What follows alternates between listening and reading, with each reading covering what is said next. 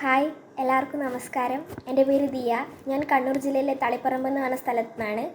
ഞാൻ ബ്രില്യൻറ്റിലെ medical repeaters കോഴ്സിലെ Q7 ബാച്ചിലെ student ആയിരുന്നു. ഞാൻ ഫസ്റ്റ് സ്റ്റാൻഡേർഡ് മുതൽ +2 വരെ ഗവൺമെൻറ് സ്കൂൾ സ്റ്റേറ്റ് സിലബസ് പഠിച്ചൊരു കുട്ടിയായിരുന്നു. +2ന് ശേഷം ഫസ്റ്റ് ടൈം നീറ്റ് എഴുതിയപ്പോൾ എൻ്റെ സ്കോർ 180 ആയിരുന്നു. അപ്പോൾ +2ന് ശേഷം എന്തായാലും ഒരു വർഷം റിപ്പീറ്റ് ചെയ്യണം എന്ന് തന്നെയായിരുന്നു എൻ്റെ പ്ലാൻ.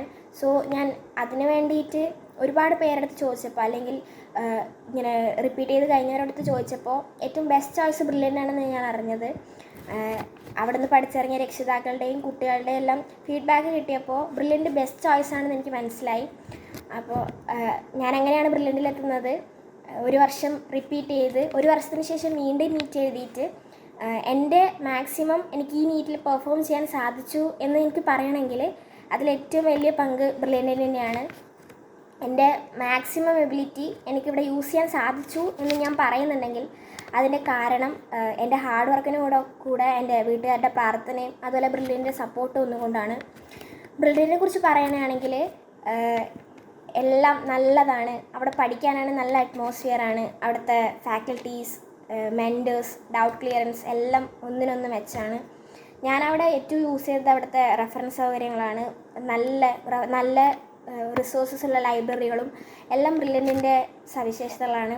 അവിടുത്തെ ഫാക്കൽറ്റീസിനെന്ന് പറഞ്ഞാൽ നല്ല ഫാക്കൽറ്റീസുകളാണ്. അവർക്ക് നമ്മൾ എന്ത് ഡൗട്ട് ചോദിച്ചാലും എന്ത് ക്ലിയറായിട്ട് നമുക്ക് പറഞ്ഞു തരും. അതുപോലെ തന്നെ മെൻറ്റേഴ്സിൻ്റെ സപ്പോർട്ട്.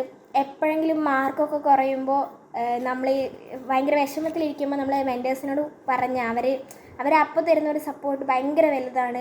ശരിക്കും പറഞ്ഞാൽ ഈ എൻട്രൻസ് ഫീൽഡ് എന്ന് പറഞ്ഞാൽ ശരിക്കും ഭയങ്കര ടെൻഷനുള്ള ഫീൽഡ് തന്നെയാണ്. അതിപ്പം നമ്മൾ എങ്ങനെ പോയാലും എവിടെ പോയാലും ഉണ്ടാവും. പക്ഷേ ബ്രില്യൻറ്റിലും അതുണ്ട്, ഇല്ല എന്ന് ഞാൻ പറയണില്ല. പക്ഷേ അത് ഓവർകം ചെയ്യാനുള്ള ഫെസിലിറ്റീസും അവിടെ തന്നെയുണ്ട്. എന്ത് കാര്യമായാലും ബ്രില്യൻറ്റിലെ ഫങ്ഷൻസ് ആയാലും എല്ലാം അടിപൊളിയാണ്.